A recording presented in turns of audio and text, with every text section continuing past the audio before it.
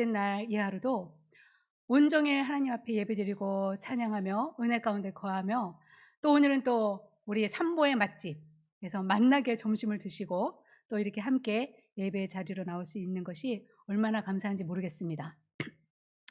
일주일 동안 우리가 살아가면서 이 주일을 얼마나 설레며 기대하면서 오늘 나오셨습니까? 그리고 일주일 동안 얼마나 보고 싶은 얼굴들을 오늘도 만나리라 하면서 그런 기쁜 마음으로 오셨습니까? 우리의 공동체가 날마다 서로 보고 싶어하고 날마다 설레는 마음으로 기쁨으로 하나님 앞에 예배하는 공동체가 되기를 간절히 바랍니다. 제가 오늘의 말씀을 쭉 준비하면서 미리부터 이제 묵상을 하는 가운데 우리 담임 목사님으로부터 전해지는 말씀이 계속 저의 말씀과 일맥상통하며 겹쳐지는 말씀인 것을 제가 날마다 하나님의 목소리로 들었습니다. 그러면서 고민했어요. 다른 말씀을 준비해야 하나? 똑같은 말씀을 또 할 수 있나? 라고 했지만 하나님께서 그렇게 자꾸 듣게 하시는 데에는 이유가 있을 거라는 생각과 함께 그냥 들고 섰습니다. 여러분에게 이런 질문을 한번 드려볼까요? 여러분들의 소망은 무엇입니까? 아멘! 네, 이렇게 예수님 하고 답이 나와야 되죠. 근데 여러분의 소망이 무엇입니까? 하고 물으면 대부분의 사람들은 이렇게 얘기합니다.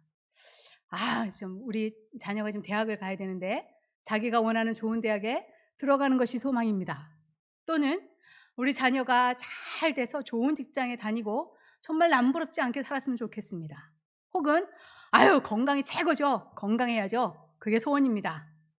혹은 이제 노후가 서서히 다가오는데 노후를 위해서 준비를 해야죠.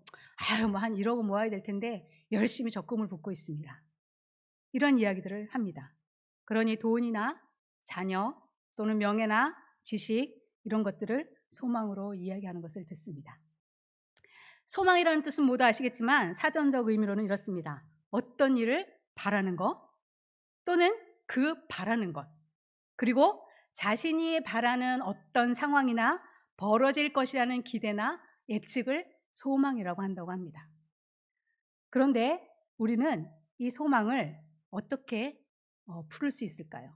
벌써 제목에 저기 나와 있는데 답이 나와 있습니다. 나의 소망은 예수 그리스도라는 답이 나와 있는데요. 과연 우리가 입술로 고백하는 저 나의 소망은 예수 그리스도라는 저 고백이 입술이 아니라 정말 우리의 심령 깊은 곳에서 나오는 고백인지 오늘 이 시간 우리 본문을 통해서 신앙을 점검해보는 귀한 시간이 되기를 간절히 바랍니다. 오늘 본문은 다윗의 이야기입니다. 이 다윗의 이야기인데 참회 시에 속하는 본문입니다. 참회 시.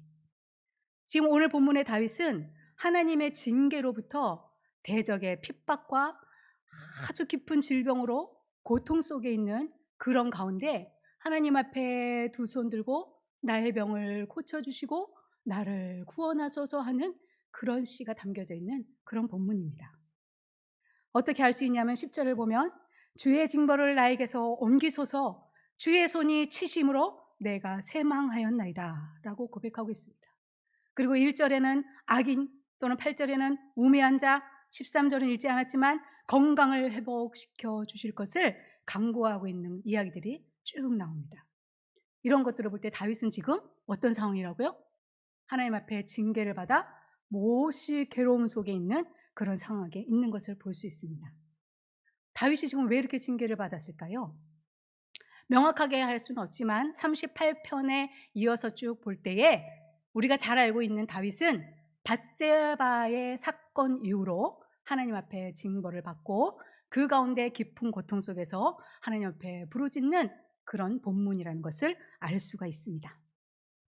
저는 성경 인물 중에서 신약에는 바울, 구약에는 다윗을 참 좋아하고 닮고 싶어 하고 있습니다. 바울 같은 경우는 저와 참 많이 닮았습니다. 바울은 처음에는 죄인 중에 계수요 예수 그리스도를 핍박하며 믿는 자를 핍박했던 사람인데 어떻게 됐어요? 주님을 만나는 순간 완전히 변해서 사울이 바울이 되었습니다. 저에게도 그런 모습이 있지요. 이전에는 예수님을 알지 못하고 그냥 왔다 갔다 했던 신앙에서 주님을 뜨겁게 만나고 완전히 변해 하나님의 종으로 세워졌던 그런 놀라운 일들이 있습니다. 그리고 구약의 다윗은 어떤 사람입니까? 물론 많은 죄를 지었습니다. 정말 사람 냄새가 나는 그런 사람입니다. 그런데 다윗에게는 중요한 한 가지가 있어요. 그것이 무엇이냐면 하나님 앞에 자기의 죄가 드러났을 때, 또 어떤 이가 너는 그것은 죄다라고 이야기를 했을 때, 이 다윗은 조금도 망설이지 않고 바짝 엎드리고 무릎 꿇어 하나님 앞에 회개하는 사람이었습니다. 그리고 하나님 앞에 돌이켰지요. 이것이 얼마나 귀한 모습인지 모르겠습니다. 그래서 저는 다윗을 날마다 닮아가려고 노력하고 있습니다. 오늘 본문을 보면 다윗은 자신의 질병과 고통 가운데 인생의 무상함과 하나님께 구원을 바라는 그런 이야기를 하고 있습니다. 다윗이 어떤 사람입니까? 아무것도 부러울 것이 없는 사람입니다. 돈이 없는 사람입니까? 명예가 없는 사람입니까? 그렇지 않습니다. 그런데 오늘 하나님께서 주시는 그 징벌 가운데 하나님 앞에 무릎으로 나가는 그런 모습을 볼 수가 있습니다. 4절에서 6절을 보면 인생의 허망함을 노래하고 있는 다윗을 볼 수가 있어요. 근데 거기에 제 마음에 깊이 박힌 단어가 하나 있습니다. 무엇이냐면 인생은 기껏해야 손넓이만큼밖에 되지 않는다라는 것이에요. 이것을 제가 공동 번역을 한번 읽어드리겠습니다. 우리 마음에 깊은 울림이 되는데요. 5절 6절 아옵니다. 나의 세월을 한 뼘 길이로 만드셨고 내 목숨 당신 앞에서 아무것도 아님을 머리를 들어봤자 사람은 모두 한낱 입김에 지나지 않는 것임을 이라고 이야기하고 있고요. 6절에 보면 걸어다닌다지만 실상은 그림자, 재물을 쌓아도 그것은 한낱 입김에 지나지 않으며 그 차지할 자 누구일지 모르는 것을 이라고 공동번역에는 이야기하고 있습니다. 그러면서 마침내 그러니 나의 주여 이제 무엇을 바라고 살리까? 당신 외에 또 누구를 믿으리까? 라는 마침내 하나님께서만 소망이 된다는 고백을 하고 있습니다. 여러분, 지금 우리는 너무나 풍족한 시대를 살아가고 있습니다. 그런데 어떻게 된 건지 영은 더욱더 빈곤해지고 있는 시대를 살아가고 있습니다. 우리가 예전보다 먹고 싶은 것을 먹을 수 있어요. 사고 싶은 건 맘만 먹으면 살 수 있어요. 모든 것은 아니겠지만 그래도 이전보다 훨씬 모든 면에서 풍요롭게 살고 있는데 왜? 우리의 영은 더 갈급하고 목이 마릅니까? 아마도 어느새 우리의 마음 중심에 예수 그리스도께서 밀려나고 돈이 그리고 명예가 남보다 더 높은 지식기 그리고 다른 이보다 더 잘 나가는 내 자녀들이 슬그머니 끼어들어 그것들이 자리를 차지하고 있지는 않습니까? 나를 통해서 예수 그리스도가 드러나기보다는 내 지식, 나의 영향력, 나의 선함, 칭찬받고 싶은 욕구 등등 이런 것들이 자리 잡고 있기 때문에 이런 영의 갈급함이 있는 것은 아닐까요? 예수 그리스도만이 나의 소망이라고 하면서 우리의 삶은 그렇지 않다는 이야기입니다. 그 옛날에 비해서 정말 나름대로 우리가 편하게 쉴 수 있는 집도 있어요. 그죠? 제가 옛날에 봉성리에 살 때만 해도 같이 봉성리에 살 때는 정말 번듯하게 지어진 집을 찾아보기가 쉽지 않았습니다. 다 초라한 허름한 집이었어요. 그런데 지금 보면 오히려 초라한 집을 찾아보기가 힘들 정도로 너무너무 좋아지고 살기 좋아졌습니다. 그런데요, 물론 하나님의 복을 여기에 비교할 수는 없습니다. 뭐 땅값이 오르고 더 살기 좋아졌다 이것에 하나님의 복을 비교할 수 없는데요. 그런데 여러 성도님들의 이야기를 들어보면 내가 옛날에는 정말 고생했지 하면서 옛날을 회상하는 분도 계십니다. 그런데 여러분, 그때는 더 기도하셨더랬습니다. 그리고요, 그때는 더 하나님 앞에 무릎 꿇었었습니다. 지금 과거형이 되었어요. 지금 우리는 어쩌면 풍족 속에 빈곤함을 살고 있는지도 모르겠습니다. 영적인 빈곤이요. 저는 지금 우리 삼보교회 안에 어려움을 당하는 사람들이 자꾸 생겨나고 질병 가운데 있는 성도님들이 보게 되는 이유가 오늘 다윗처럼 정말 조심스러운 말씀이지만 그 질병 가운데 하나님을 더 찾게 하시려고 하나님이 우리를 더 사랑하시기 때문에 오늘 그런 일들이 자꾸 생겨난다고 저는 생각합니다. 하나님께서요, 버려진 자식이라면 그냥 내버려 두겠지요. 그래, 잘 먹고 잘 살아라, 배불러라. 근데 나중에 보자. 하지 않으시겠습니까? 그런데 오늘 하나님은 우리를 그냥 두지 않으시고, 내가 지금 네 옆에 있다. 나를 좀 봐라. 라는 표현을 우리에게 자꾸 하고 계시는 거라고 저는 생각이 듭니다. 그러니 바로 오늘 우리는 지금이 은혜 받을 때입니다. 바로 지금이 오 주님, 주님만이 나의 소망입니다. 두 손 들고 하나님 앞에 나올 때가 아니겠습니까? 재물을 쌓는 것 중요합니다. 노후 준비도 해야지요. 건강도 중요합니다. 나이가 들수록 건강하게 오래 살아야 모든 사람이 편안한 길이지 않겠습니까? 그런데 여러분, 중요한 것은 그 목적이 무엇이냐 하는 것입니다. 오늘 다윗의 고백처럼 걸어다니지만 실상은 그림자고 재물을 쌓아도 그것은 한낱 입김에 지나지 않으며 그 차지할 자 누군지 모른다라는 이 고백 가운데, 그럼 우리는 어떻게 살아야 할까요? 이 필리핀 얘기를 자꾸 드려서 죄송합니다만, 지난 필리핀 선교 여행에서 저는 저의 가치관이 완전히 180도 변했습니다. 사실 저는 그런 생각을 해요. 지금도 이제 집이 빌라, 다세대 주택 빌라잖아요. 근데 그 집을 좀 더 좋은 집으로, 넓은 집으로 다시 한번 인생에 한 번 더 집을 지으면 참 좋겠다, 이런 마음이 막 속에서 막 있었어요. 왜냐하면 이 아이들은 이제 나중에 장가를 가서 도시에 살게 될지 아닐지는 모르겠지만 어쨌든 지금은 다 아파트에 살잖아요.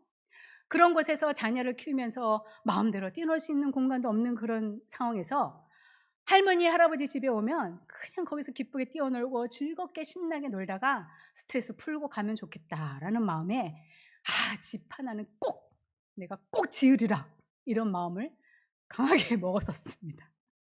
그런데요, 필리핀을 갔다 오고 그래, 하나님께서 그렇게 좋은 마음으로 그냥 그래 너에게 선물이다 하고 주시면 감사하고, 그렇지 않아도 이제는 그래 그만이지 하는 내려놓는 마음이 생겼습니다.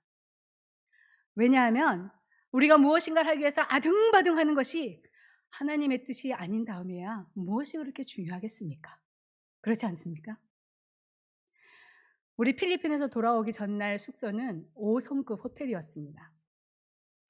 제가 생각하기에는 선교사님이 일부러 그렇게 계획을 하시지 않았나 하는 생각도 듭니다만, 5성급 호텔에 머문 다음에 그 이후에 빈민가를 방문하게 되었어요. 근데 저는 그 두 개를 자연스럽게 비교하게 되었지요. 이게 선교사님의 의도가 아니었을까요?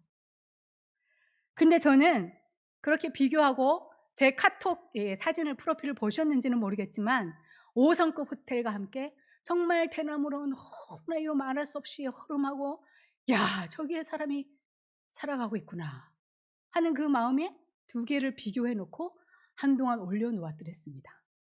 근데 그 시간들이 저는 하나님께 묻는 시간이었어요.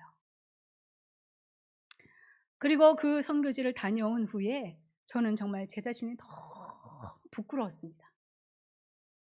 오늘 말씀을 준비하면서도 얼마나 하나님 앞에 제 자신이 부끄럽고 회개하는 마음이 들었는지 모르겠습니다.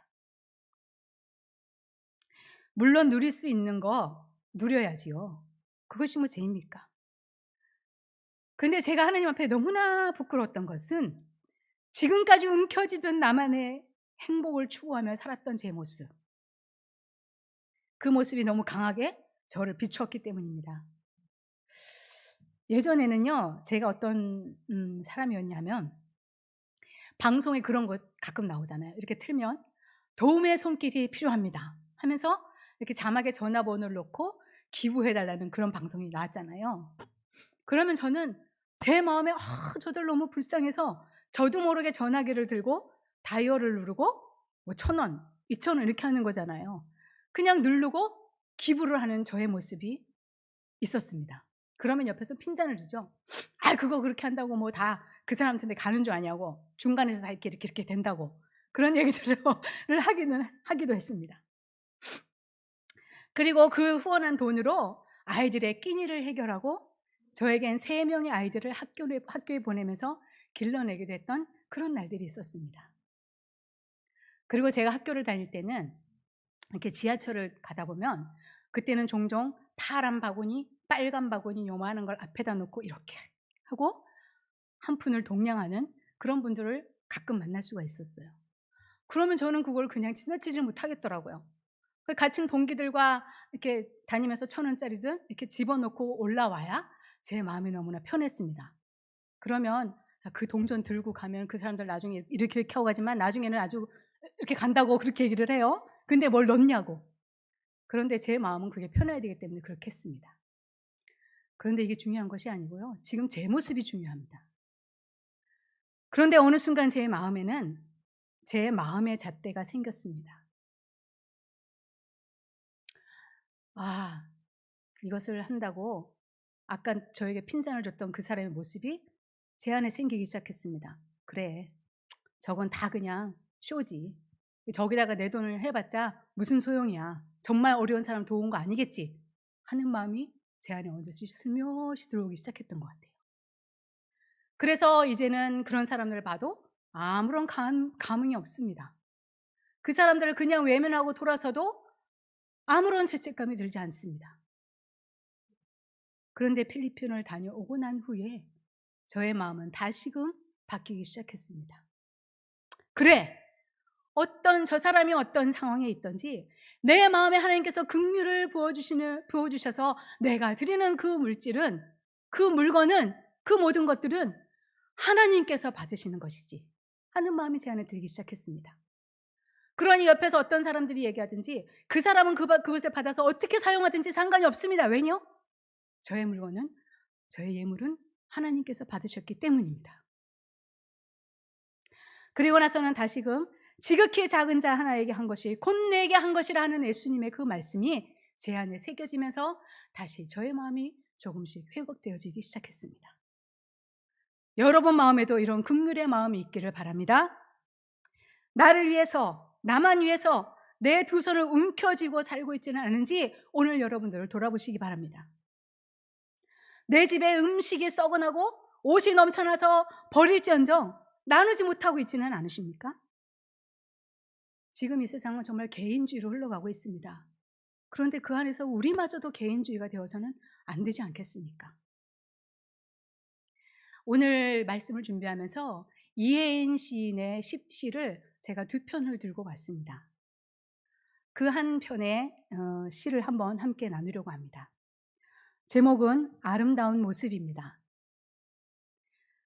친구의 이야기를 아주 유심히 들어주며 까르르 웃는 이의 모습. 동그랗게 둘러앉아 서로 더 먹으라고 권하면서 열심히 밥을 먹는 가족들의 모습. 어떤 모임에서 필요한 것 챙겨놓고 슬그머니 사라지는 이의 겸허한 뒷모습. 좋은 책을 읽다가 열심히 메모하고 밑줄 그으며 뜻깊은 미소를 짓는 이의 모습.